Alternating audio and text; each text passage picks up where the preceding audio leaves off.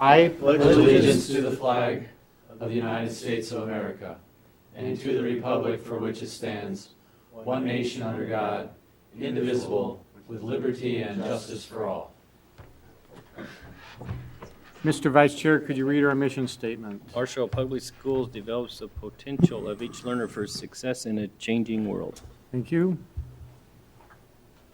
I'll make a motion to approve the agenda. Do we have a second? So moved. Or second, whatever. Any additions? Hearing none, please vote.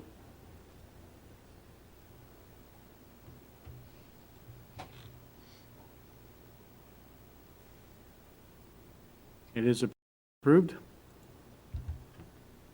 Public forum, now is the time. Anybody in the public would like to approach the board?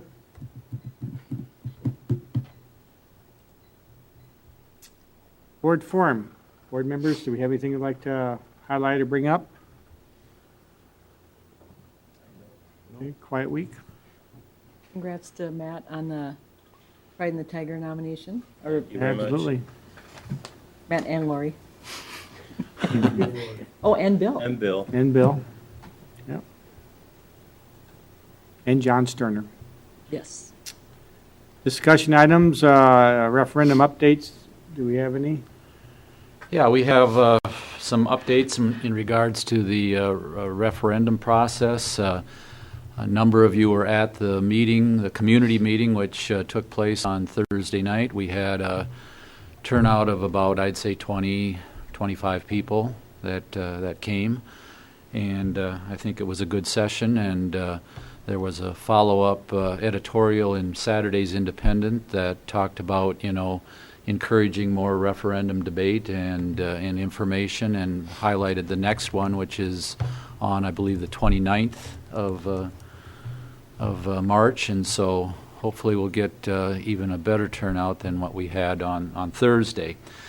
We continue to get good information and help from both Ellers, our financial advisor, and ATS&R as questions arise, and some of the questions that came forward that we weren't maybe totally prepared for on Thursday night, we've been able to get more definitive answers on those. We are in the process of working to schedule tours of all our sites, excluding Maytech, and that will be happening on the 23rd of March during the day from Tricia, from 9 to 11, at least tentatively set that way, and then on the late afternoon, evening of the 27th, that would be from like 5 to 7. So those stay tuned for official announcement of that, and we'll make sure that gets advertised so people have an opportunity to go take a look at our buildings and their condition, and we'll have staff available to conduct those tours. And you may, as board members, get asked if you're available to be in your particular building that you work with. So. The boards arrived from ATS&R and Tricia. Have those been moved out to the locations? Yes. The display boards that we had last year, if you recall, these are updated ones. So Yes, they were delivered to the left. And what are the locations for those? at each of the building sites. Park side, west side, middle school. Okay. And the district office will have a storyboard that has all of this. And if we do have an extra one, I'm sure Tom Bolin from YMCA, where we had one last year, would appreciate having that location taken care of also. Should maybe consider the Marshall Lyon County Library. Yeah, I think we had that last year as well. So we got a note from David Maroney that the review and comment process, it's in the hopper now at the Minnesota Department of Education, and I think we'll receive that hopefully well before the deadline that's coming up, as far as making sure that we advertise the review and comment results that come forward from the MDE. A mailer went out last week, and there's going to be at least one, if not a couple more mailers going out before the election on the 18th. Tricia continues to update the referendum website as we get new information, and our Q&A section, so that's certainly up to date. I think there are going to be videos recorded of each of the building sites with the administrator talking about their particular building and the pros and cons, I think. So that's another item that's going to take place here very shortly. Early voting started on Friday. Not often, not early and often, but just early voting.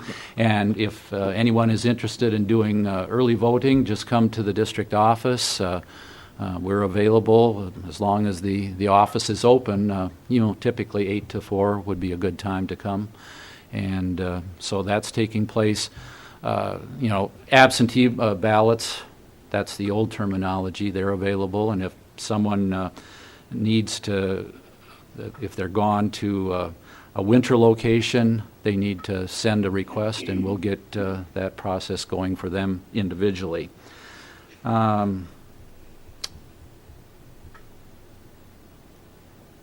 We're looking to do presentations, Scott and I, for civic groups or any kind of groups. We're working on Sunrise Rotary. We'll see how that works out, but within the next 6 weeks, we'd like to make that presentation, and I think that's about it in regards to referendum update. I don't know if any of you have additional information.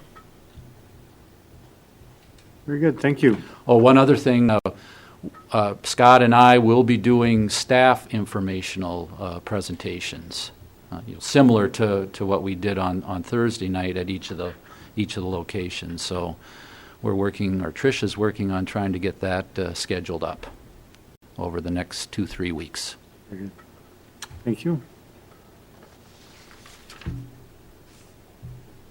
This is our second review of policies 524 to 529. Any questions? Did you guys have any questions on hazing? No? Okay, yes, it's in here.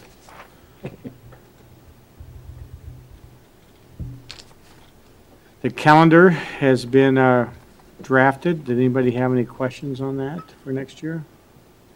My only question was, so we got 42. Yeah, why don't you bring that up, Yep. Tricia?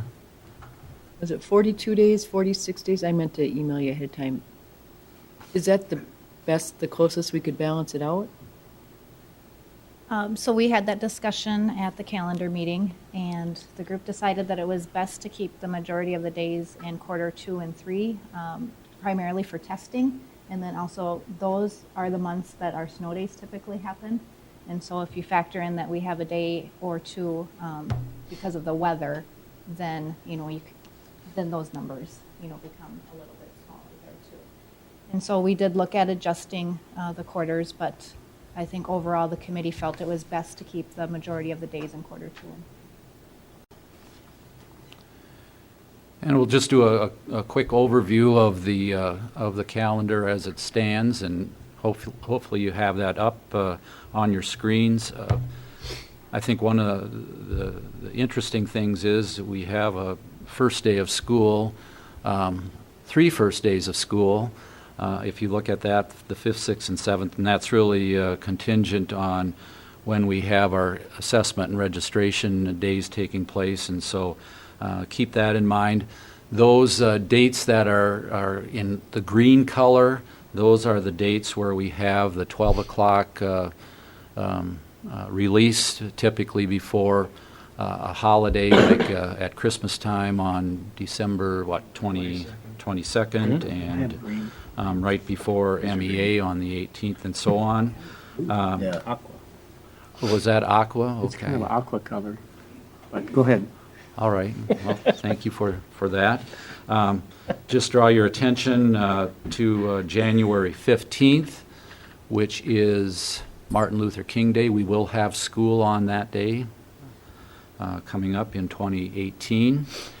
And the teacher comp days, 2 of them are in March 29th and 30th. That's over the spring Easter break, however you want to describe it. And then Parkside gets another comp day because they do 6 parent-teacher conferences, and that is on January 22nd. the 22nd of January, okay? And then down below, lower right, you'll see, again, those teacher comp days showing, and then the makeup days, those are the potential snow makeup days, February 19th, April 2nd, and June 1st. And then we talked a little bit already about the student days per quarter, student contact days per quarter. Anybody have any other questions or input? We'll take this back, and Tricia and Amanda and Scott will review it one more time, and then it will be presented to you for your approval at the March 20th board meeting. Why is high school, middle school starting on different days? Have we done that in the past? Is that always? Last year, I think we did. This last year was the first year that the middle school School had changed, a yeah. different start date. And the reason that they're doing that is because they're using what I'll say is September 5th, the first day that the high school is having school.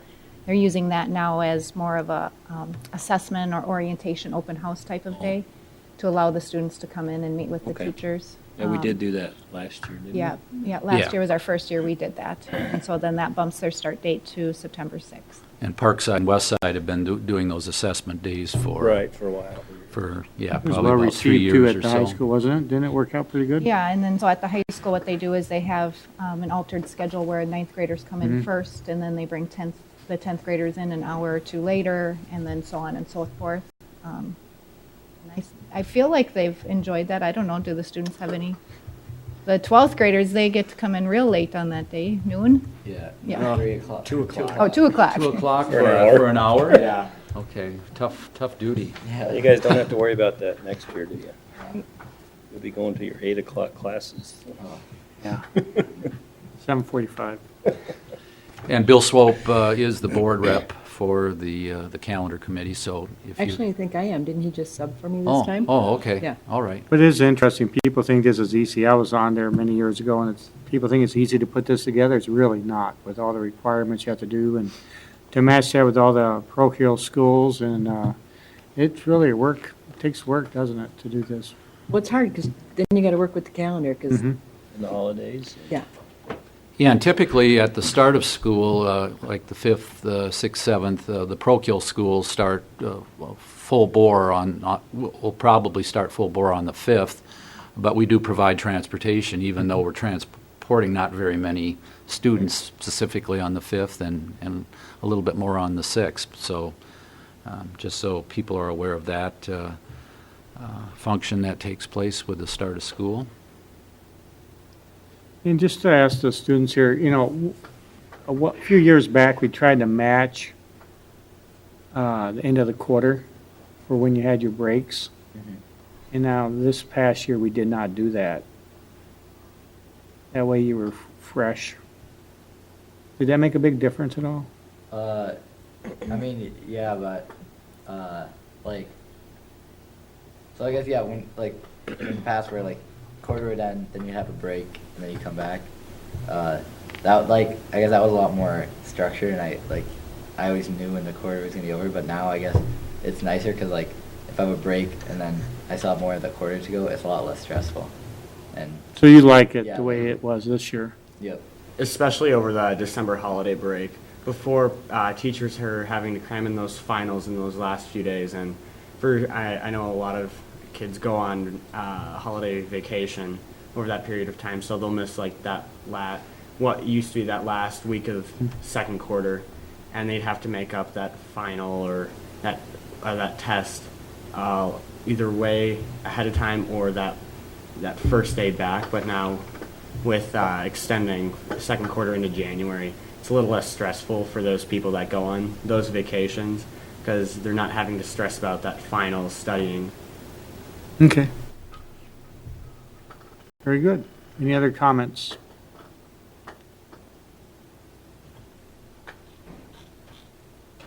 Let me see how I do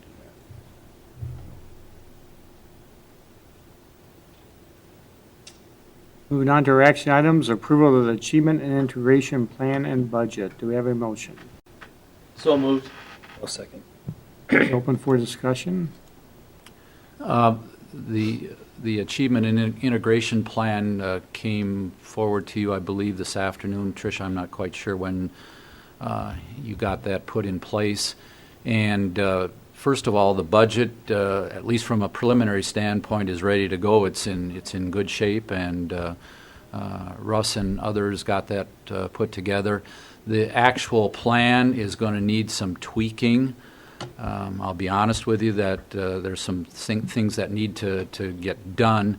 What we would ask you to do here this afternoon is approve both the budget and the plan.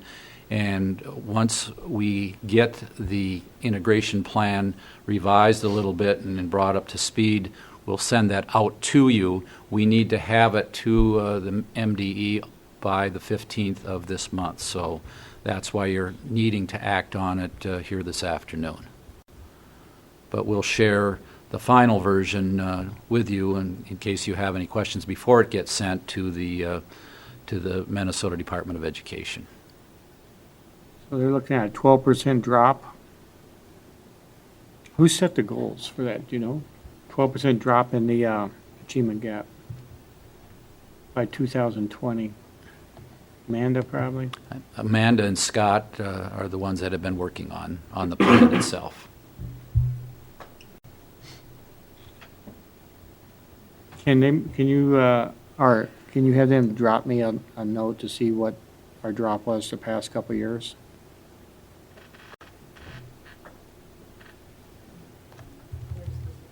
Goal that you're referring to in here? Yes, I was looking at the achievement gap, the percentage. Goal number one. Goal number one, please.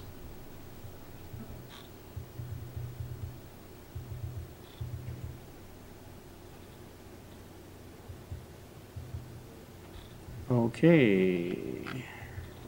Any more discussion? I'll call for a vote.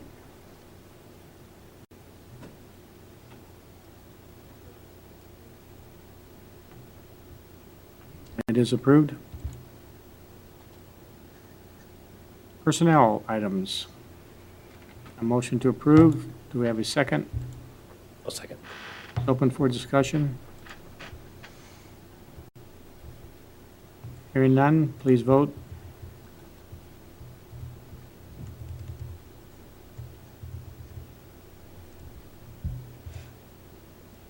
It is approved.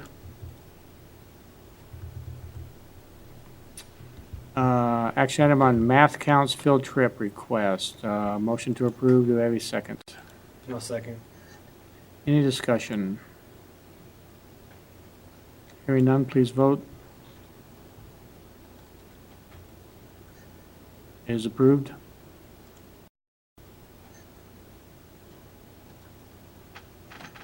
Fellow students?